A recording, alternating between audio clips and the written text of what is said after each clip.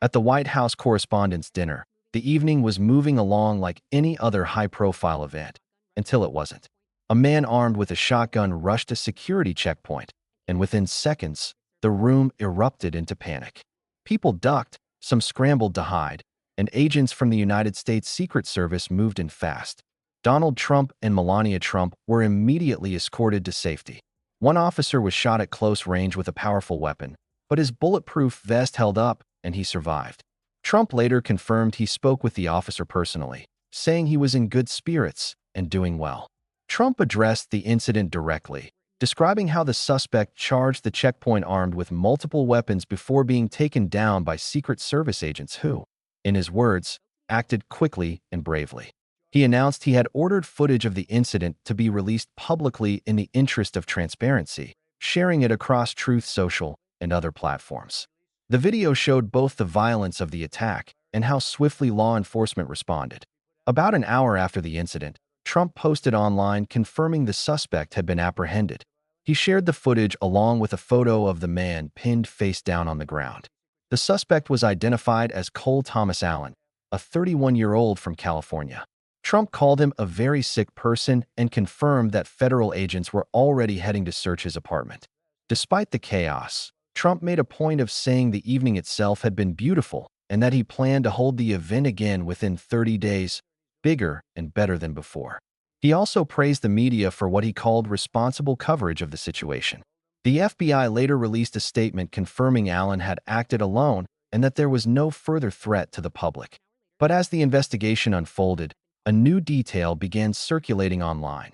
A voicemail allegedly from the shooter suggesting that the intended target may not have been the president at all, but rather the First Lady. Which raises an obvious question: why Melania? Just before the incident, Melania Trump had held a press conference to address allegations connecting her to Jeffrey Epstein. What made it unusual was that there had been no major new report about her at that moment. No fresh headline, no breaking story. So why was she getting ahead of something that hadn't publicly surfaced yet? And what exactly was she trying to distance herself from? That's where a woman named Amanda Anero enters the picture. Amanda had been close to Melania for years.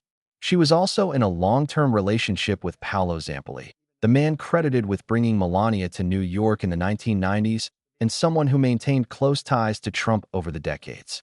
Amanda made clear she had a great deal to say.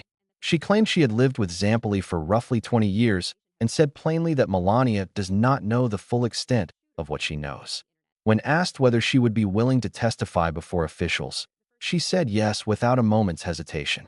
She also suggested that Melania's press conference was not spontaneous. According to sources, it may have been triggered by the possibility that actual documents, receipts, possibly even purchase agreements, were about to surface.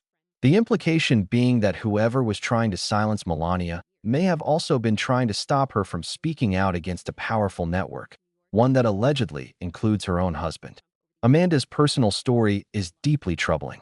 She says she first met Zampoli when she was just 15 years old, and that he began pursuing her at that age.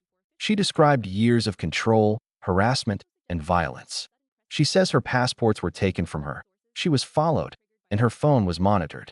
Her position is that something seriously wrong is being overlooked, that a man currently connected to the administration has been in a long-term relationship with a woman he began representing when she was a teenager, a woman who is 15 years his junior and who appeared on Jeffrey Epstein's flight logs at the age of 17. To understand the full scope of this, some background is necessary. Paolo Zampoli has worked within the current administration and sits on the board of the Kennedy Center. He has been a close friend, advisor, and business partner to Donald Trump since the 1990s. He was the modeling agent responsible for bringing Melania to the United States, where she would eventually meet and marry Trump. Around that same period, both Zampoli and Trump launched their own modeling agencies, and both of those agencies would go on to face allegations of sexual assault, wage theft, visa fraud, exploitation, and housing models in overcrowded, rundown conditions. Zampoli is also a United Nations diplomat. Between 2013 and 2014, he collaborated with Ghislaine Maxwell and Jeffrey Epstein on a fraudulent oceanic nonprofit called Terramar, an organization that allowed Epstein and Maxwell to build connections and gain legitimacy through the United Nations. Through his modeling agency, ID models. Zampoli represented a young Brazilian model named Amanda Anero. She was the teenager who appeared on Epstein's flight logs in 2002 at just 17 years old. A few years after that, Zampoli began dating her. They had a child together, and Amanda went on to become a United Nations ambassador herself. They remained together romantically for nearly 2 decades, with the exception of a brief separation in 2018. That separation is significant. Amanda attempted to leave Zampoli during Trump's first term, but Zampoli allegedly called in favors and had her flagged through immigration so she could not leave the country with her son. He also refused to pay child support if she walked away.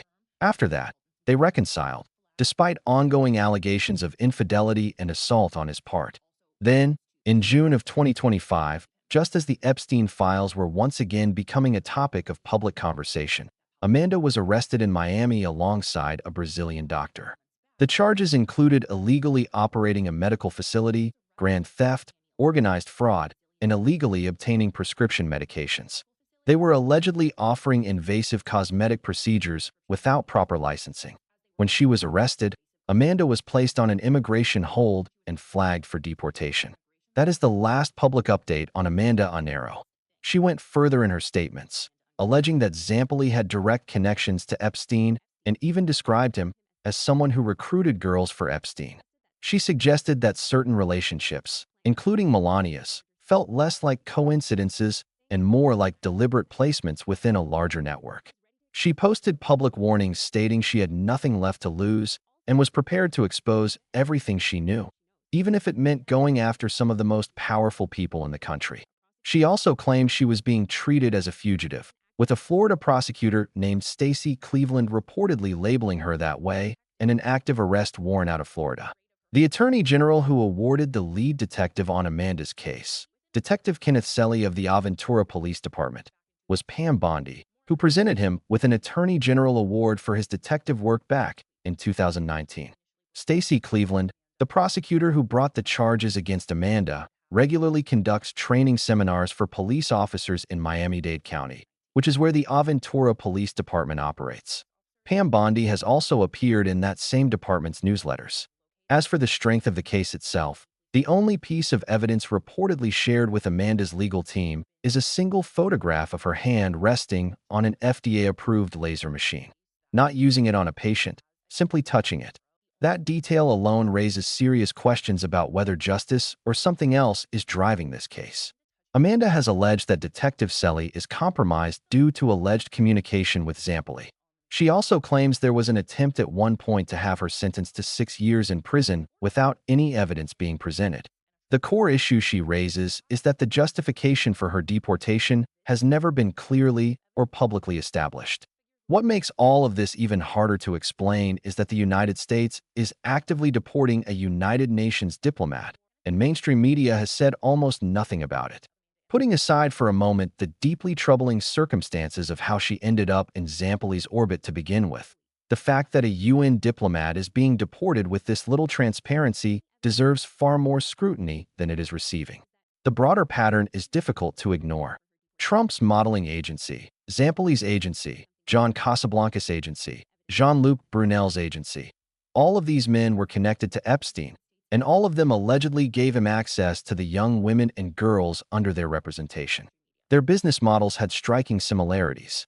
They recruited vulnerable young women with promises of opportunity, brought them overseas to the United States on visas that didn't permit work, housed them in overcrowded conditions, and took the vast majority of their earnings. These women had nowhere to go, no legal status, and no real recourse. Many were required to attend parties and events for the benefit of their employers' social circles. Given the nature of the accusations levied against all of these agencies, the picture that emerges is not ambiguous. And right now, it increasingly looks like significant effort is being made behind the scenes to ensure that anyone with knowledge of these networks is silenced, even if it means deporting a United Nations diplomat.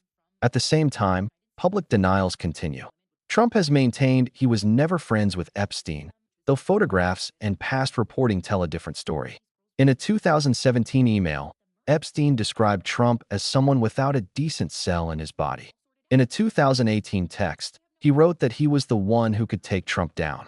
When one of Epstein's associates was questioned under oath about whether he had ever socialized with Trump in the presence of females under 18, he declined to answer, invoking his Fifth, Sixth, and 14th Amendment rights. After Trump launched his 2015 presidential campaign, Epstein reportedly told at least one journalist he had damaging information to share, including descriptions of Trump's behavior around young women at Epstein's properties. Trump, for his part, has said he ended the friendship after learning Epstein and Maxwell were targeting women who worked at Mar-a-Lago. There is another dimension to this story that circles back to Melania directly. An Associated Press investigation into her immigration history found documents indicating she first entered the United States in 1996 on a B1/B2 tourist visa, a visa that permits a temporary stay but does not authorize any form of employment. The questions arise from what reportedly happened before that. Photos published in a French magazine show a 25-year-old Melania, then going by Melania K, posing in New York. According to the author of her biography, those photos were taken in 1995, a year before the date Melania has consistently given when asked about her arrival in the United States. In interviews, including one with CNN's Anderson Cooper, she has stated she came to the U.S. in 1996, that she flew back to Slovenia every few months to renew her visa, and that she followed the law throughout the entire process. If the photos were taken in 1995, that creates a discrepancy. The modeling agent who discovered her has said he did not sponsor her for an H-1B work visa until 1996. However, the photographer who shot those early photos has said Melania was not paid for that shoot, which would mean no immigration violation occurred. If that unpaid shoot was her only work activity prior to obtaining a proper work visa, then technically no law was broken. Melania herself has not addressed the 1995 versus 1996 question directly, stating only that she has always been in full compliance with immigration law. It's also worth noting that in the 1990s, it was not uncommon for modeling agencies in New York to bring in foreign models on short-term visas and have them work regardless. And many young women were told this was standard practice even when it wasn't legally permitted. So it's possible she was misled. But under immigration law, working on a tourist visa is a violation regardless of whether the person was aware. And that becomes relevant because when Melania later applied for a green card in 2001 and eventually citizenship, applicants are typically required to confirm they have complied with all immigration laws. If there was a violation earlier, it could raise questions about what was disclosed during that process. The type of visa she ultimately received, the EB-1, drew its own scrutiny. During a House hearing, Representative Jasmine Crockett questioned how Melania qualified for the EB-1, often referred to as the Einstein visa, which is intended for individuals with extraordinary ability at the very top of their field. Crockett's argument was that the visa is generally reserved for people with major, verifiable achievements. While the EB-1 does include specific criteria beyond just a single international achievement, things like nationally recognized awards, high relative salary, leading roles in distinguished organizations, and published coverage of one's work. And while there is an arts category that explicitly covers modeling, the question of whether Melania's profile at the time genuinely met that bar remains a point of genuine debate. Some argue she was a well-regarded model who had worked with notable photographers and appeared on major magazine covers. Others argue her profile rose substantially only after she began dating Trump, and that it's worth asking how much of her qualifying profile was truly independent of that relationship. She was one of only 5 people from Slovenia granted the EB-1 visa at that time. Whether that was purely merit-based or influenced by other factors is something that has never been fully examined. And now, amid all of this, there is the question of what 2 women, Amanda Anero and Stephanie Winston-Wolof, are prepared to say about who Melania Trump really is and what she has done behind the scenes. Wolof, who says she was close to Melania for about 15 years, describes their relationship as one where Melania was far more calculated than her public image suggests. She characterizes the marriage itself as transactional, with both Trump and Melania operating strategically to serve their own interests. She has said in interviews that everything they did together was deliberate, and that Melania's occasional cold or detached behavior in public is not accidental. It is intentional. She frames Melania not as a victim of her circumstances, but as someone fully aligned with the agenda being served. There have long been public moments that raise questions, the avoided handshakes, the public expressions that suggested anything but warmth. Woloff's interpretation is that even those moments are part of a calculated performance designed to redirect public attention when needed. In her view, when people speculate about Melania's feelings or her heart, they are missing the point entirely. So what is the full truth? What do these women actually know, and what are they willing to say? If you have thoughts, drop them in the comments below. And if this story is one you feel deserves more attention, make sure you're subscribed so you don't miss what comes next.